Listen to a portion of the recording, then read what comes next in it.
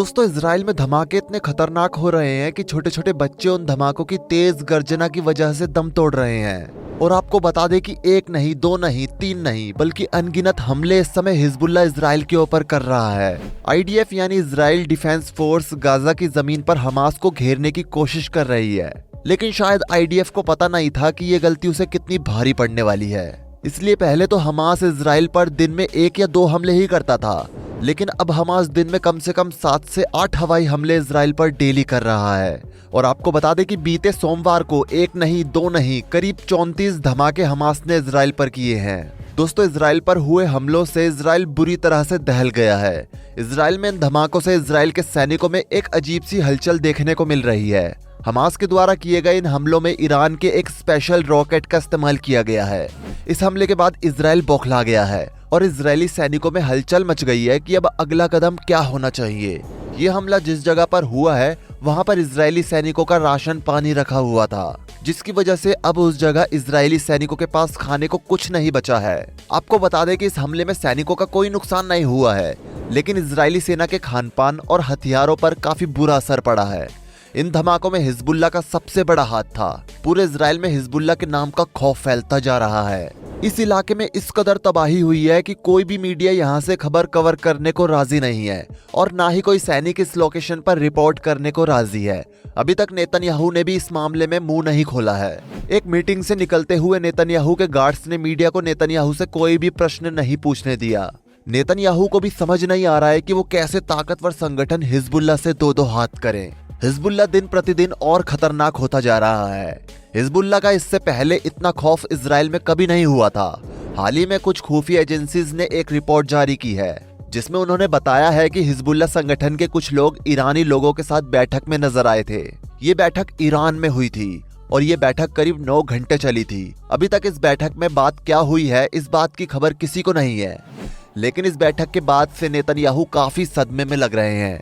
इस समय Netanyahu media और मीडिया के सवालों से बचने की कोशिश कर रहे हैं। हिजबुल्लाह के इस हमले के बारे में भी नेतन्याहू ने अभी चुप्पी साध रखी है। हिजबुल्लाह का टारगेट शीबा फॉर्म्स है। आपको बता दें कि शीबा फॉर्म्स एक जगह है जिसे इजराइल ने लड़ाई के दौरान हथिया लिया था। हिजबुल्लाह उसी शीबा फॉर्म्स को वापस लेने के लिए ऐसा कर रहा है और ऐसा करने में बगदाद से हिजबुल्लाह को काफी मदद मिल रही है। शीबा फॉर्म्स सीरिया से थोड़ी ही दूरी पर है और हिजबुल्लाह की माने तो इजराइल धीरे धीरे कब्जा करके आगे बढ़ना चाहता है। इसलिए वो छोटे देशों को कर्जा देता है और फिर उन पर अधिकार कर लेता है। इनमें बगदाद और सूडान जैसे देश शामिल हैं जो इजराइल के कर्ज तले डूबे हुए हैं। अब आप समझिए कि इन सारी चीजों को इजराइल एक प्लान के तहत अंजाम देता है। बता दे दोस्तों, हिजबुल्लाह लगातार नॉर्दर्न इजराइल को निशाना बना रहा है, क्योंकि हिजबुल्लाह का कहना है कि नॉर्दर्न इजराइल के सैनिक जो बमबारी करते हैं उनमें फिलिस्तीनियों और गाजा के नागरिकों की जान सबसे ज्यादा जाती है। हिजबुल्लाह का बयान है कि वो फिलिस्तीनियों को आजाद कराना चाहता है।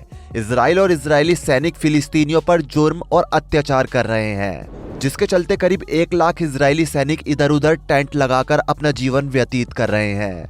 अब आप इस चीज पर गौर कीजिए, जिस तरह से बार बार इजराइल हिजबुल्लाह को संबोधित करते हुए कहता है कि वो उसे मिटा देगा। उस हिसाब से देखा जाए तो इजराइल ने अब अपने आप को खुद इस लड़ाई में फंसा लिया है। उसके हिसाब से वो बार बार एक बड़ी जंग का ऐलान करना चाहता था।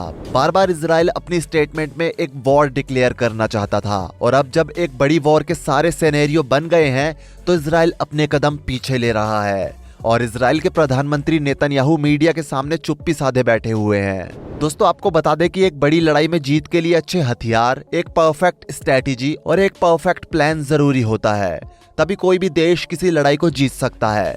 इजराइल ने शुरुआत में सोचा था कि हमारे पास दुनिया की बेस्ट इंटेलिजेंस टीम है और हमारे पास बेस्ट वेपन्स हैं। इस चक्कर में उसने अपने दुश्मन यानी कि हमास को कमजोर समझ लिया था, लेकिन हमास को कमजोर समझना इजराइल की अब तक की सबसे बड़ी भूल थी। इजराइल को अब तक हमास और हिजबुल्लाह ने मिलकर काफी झटके दिए हैं।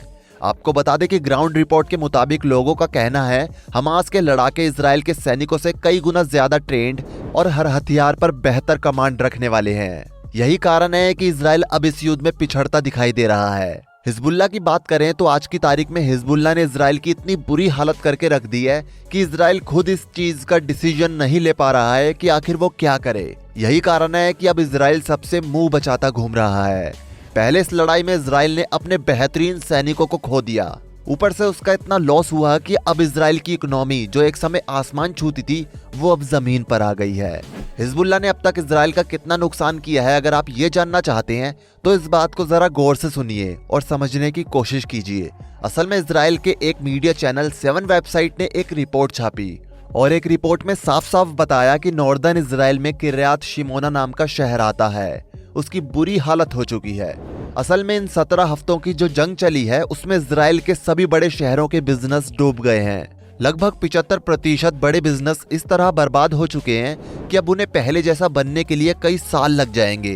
इजराइल का एक बड़ा बैंक जो कि क्रेडिट कार्ड्स के माध्यम से लोगों को पैसा देता है, उस बैंक के मुताबिक जो लोग क्रेडिट कार्ड्स यूज कर रहे थे उन सभी ने पूरे क्रेडिट कार्ड का इस्तेमाल कर लिया है और अब हालात ये हो गए हैं कि लोगों के पास ना तो पैसा है और ना ही लोगों के पास जॉब बची है जिसके माध्यम से वो क्रेडिट कार्ड का पैसा लौटा सकें। और आपको बता दें इजराइल का एक शहर है एलात, इसे एलात पोर्ट भी कहते हैं। आपको बता दें कि यहाँ भी बिजनेस के ये हालात हो चुके हैं कि यहाँ का बिजनेस लगभग 42% से भी नीचे जा चुका है। इजराइल का एक और काफी पॉपुलर मीडिया चैनल है जिसे कैन चैनल के नाम से जानते हैं, उसने भी एक डेटा जारी किया है। इस डेटा के मुताबिक नॉर्दर्न इजराइल में छोटे बड़े मिलाकर करीब 1000 व्यापार प्रभावित हुए हैं और करीब 1100 से 1200 छोटे यानी कि लघु उद्योग बिल्कुल खत्म हो चुके हैं, जिसकी वजह से इजराइल के कुछ हिस्सों में भूखमरी जैसे हालात देखने को मिल रहे हैं। बहुत सारे इजरायली एक्सपर्ट्स का कहना है कि अभी तक नॉर्दर्न इजराइल पर वॉर डिक्लेयर करना इजराइल की सबसे बड़ी भूल थी और अगर इजराइल नॉर्दर्न बॉर्डर से ज्यादा छेड़छाड़ करता है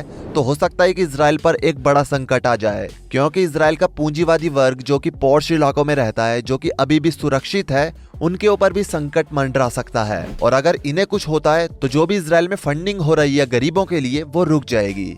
इस बात का सीधा असर इजराइल की हार होगी। इजराइल इस बात को समझ नहीं रहा है। कुछ इजरायली एक्सपर्ट्स कहते हैं कि नेतन्याहू ने हमास और हिजबुल्लाह के लड़ाकों को कमजोर समझने की गलती की है। इसी बात का खामियाजा पूरे इजराइल और उसकी जनता को भुगतना पड़ रहा है। अगर अभी भी इजराइल अपनी जिद पर अड़ा रहा तो वो दिन भी जल्द ही आ जाएगा जब इजराइल दुनिया के नक्शे से गायब हो जाएगा।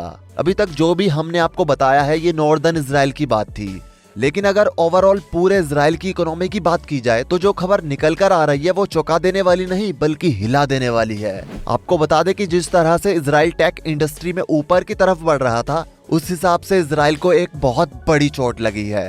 इजराइल ने अपने ही पैरों में कुल्हाड़ी मारने का काम किया है। बता दें इजराइल में कंस्ट्रक्शन का काम भी बड़े जोरों शोरों से चल रहा था जो कि अब बिल्कुल बंद हो चुका है। उसके साथ ही आपको बता दें कि इजराइल की टूरिज्म इंडस्ट्री को भी सबसे बड़ा झटका लगा है और बिजनेस तो रेंग रेंग कर भी चल रहे हैं, लेकिन टूरिज्म इंडस्ट्री तो बिल्कुल ठप हो गई है। टूरिज्म इंडस्ट्री में काम करने वाले सारे एम्प्लॉयज भिखारियों जैसी जिंदगी जीने पर मजबूर हो चुके हैं, क्योंकि युद्ध की वजह से इजराइल में देश से बाहर जाने और देश के अंदर आने पर असीमित समय के लिए प्रतिबंध लग चुका है। और इजराइल में जिस तरह के हालात हैं, ऐसी भयानक वॉर में कौन इजराइल के अंदर जाना चाहेगा। इजराइल की मुश्किलें खत्म होने का नाम ही नहीं ले रही है। इजराइल अब खतरे में है। कुछ दिनों में हो सकता है कि इजराइल इस वॉर को सरेंडर कर दे। वैसे दोस्तों आपको क्या लगता है इजराइल के साथ क्या होने वाला है आने वाले समय में? नीचे कमेंट करके अपनी राय जरूर दें। जाने से पहले वीडियो को लाइक शेयर जरूर करें और ऐसी ही और वीडियोस के लिए इस चैनल को सब्सक्राइब करके बेल नोटिफिकेशन को भी ऑल पर सेट कर लें। धन्यवाद।